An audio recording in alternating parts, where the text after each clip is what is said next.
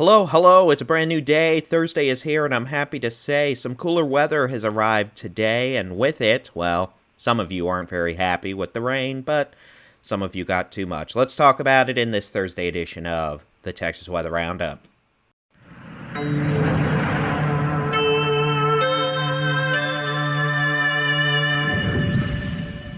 Hello and happy Thursday. It is September 25th, 2025. Thank you for taking time out of your busy day to watch some Texas weather information with yours truly. I am Texas Storm Chasers Baldy-in-Chief David Reimer, and, some folks who needed the rain didn't get much rain, unfortunately, over the last couple of days.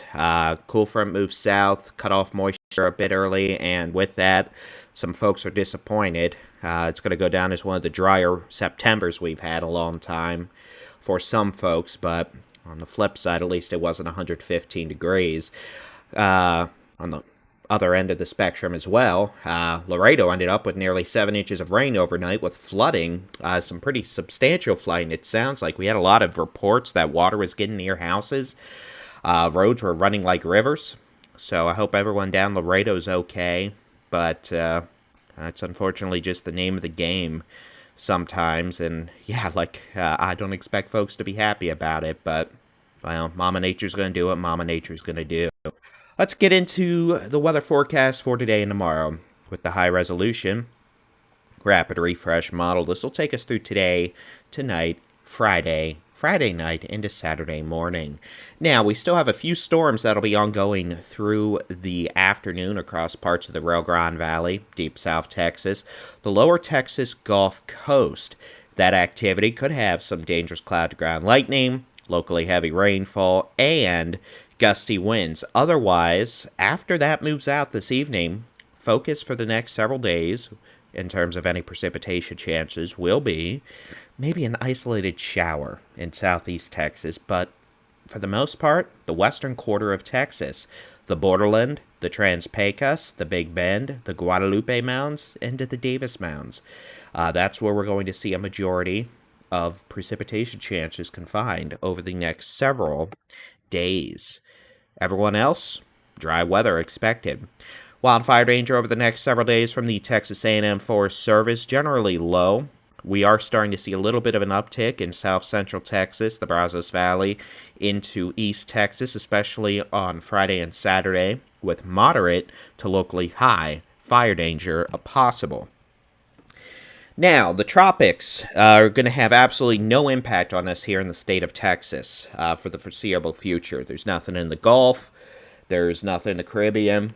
And if I'm being totally honest, climatologically speaking, we're starting to get to the point in the season where it's pretty difficult for us to get a tropical system here in the state of Texas. It is not impossible from the Gulf, but by this point, we've had, 1-2 cool fronts that have moved through out into the Gulf.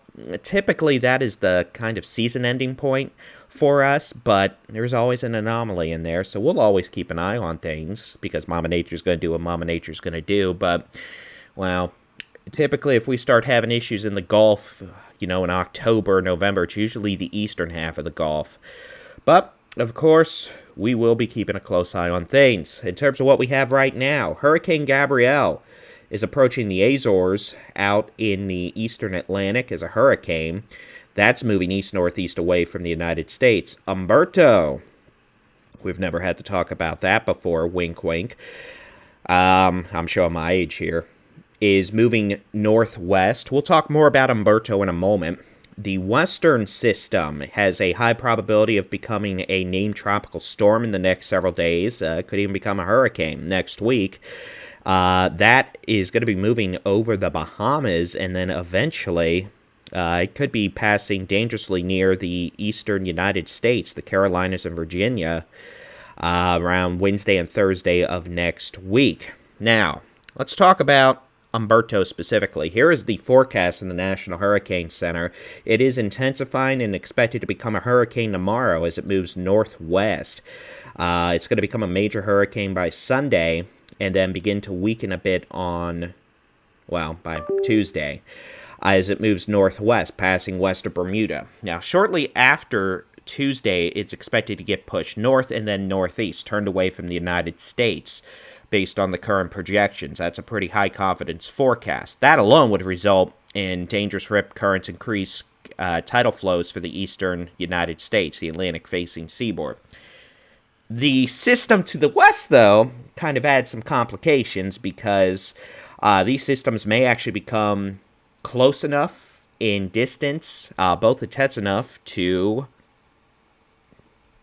enact the Fujiwara effect, which would greatly complicate the track forecast because these would start tugging each other almost. Depending on what happens, this western system could be a direct threat to the eastern United States next week, or if the Fujiwara effect actually, takes place at the right time, we may actually see this western system tugged out to the east. And that would actually save the eastern U.S. from a direct impact. Regardless, we'll talk more about this going into the weekend early next week. But those of you in the Carolinas, Virginia, up the Mid-Atlantic, you're going to want to keep a close eye on the tropics heading through the weekend and early next week. No impact to us here in Texas, though. Here's the European weather model. Heading over the next 5 days into next week. Here's Sunday, Monday, and then, we'll get into Tuesday, and the clear and present indication is that, no, this is not a broken image. The only real chances of rain, really, this weekend through Monday. The borderland, the Trans-Pecos, far west Texas, parts of the Big Bend, Davis, and the Guadalupe Mountains. Everyone else, we're looking dry. Now, I won't rule out a rogue shower near the Texas Gulf Coast or southeast Texas, but you can see Tuesday and Wednesday, we're not even seeing any sort of precipitation chances in Texas, really. So, we're going to be ending September on a dry note, it looks like. Here's the forecast rain totals over the next 5 days, from the Weather Prediction Center. This is through 7 a.m. Tuesday, the final day of September the 30th. You can see rain chances. Now, this is for today, and some of this has already fallen. The coastal plains, the coastal bend, the Rio Grande Valley. Y'all may get another inch of rain today before things move out by tonight. Then far west Texas, the Trans-Pecos, Guadalupe Mountains. We are looking at the possibility of 1/2 to 1.5 inches of rain. There could be a localized flash flooding threat arise out there because, well, it's typically not all that wet. It's a desert. So you get that much rain in a desert environment, you're going to have some issues with flooding and runoff. Otherwise, the rest of the state, severe clear. You could see no forecast precipitation totals over 1/10 of an inch through at least Tuesday morning. And perhaps, well, there's not perhaps, it'll probably go through the 1st of October. Today's high temperatures, we're looking at 80s, northwestern 2/3 of the state of Texas, upper 80s to low 90s, southeastern third of the state. So it beats triple digits, but it's still pretty warm. Tomorrow, temperatures start rebounding up. 95 in McAllen, Laredo, 94 in Del Rio, 93 San Antonio, 92 in Austin, 87 DFW, 92 out in Pecos, 90 in Houston, 86 in Beaumont, 84 Texarkana, 83 in Tyler and Longview, about 85 DFW, up to Wichita Falls, 87 Amarillo. On Saturday, a little cooler out in the borderland. Again, rain chances are going to be higher out there. So 81 in El Paso, 79 in Marfa. We're looking at 86 Amarillo, 88 in Lubbock, 87 in Odessa, 88 in Midland. We're looking at about 88 to 90 in DFW. Low to mid-90s, South Texas down the Rio Grande Plains, and we're going to see 90s return to the Big Country and Northwest Texas. On Sunday, similar story, a lot of 80s across Texas, 70s out in the western quarter of the state, 90s along the Interstate 35 corridor from Austin south to Laredo. We're looking at 90s down into South Texas, the Rio Grande Plains, the Coastal Bend, as well out into the Big Country. And then on Monday, temperatures do drop a couple of degrees for high temperatures. We're seeing more 70s and 80s, western half of the state. We're still looking at upper 80s to low 90s, southeastern half of Texas, but, more like 91 to 92 versus 95. So, you know what? Not a bad way to wind down September. Climate Prediction Center outlook through the first couple days of October. Continental United States as a whole looking warm. Above average temperatures likely. Precipitation-wise, you can see for the first few days of October, it looks like we're looking at drier weather. across the state of Texas, weather across the Pacific coastline, and across the southeastern United States, probably because there's going to be a hurricane nearby.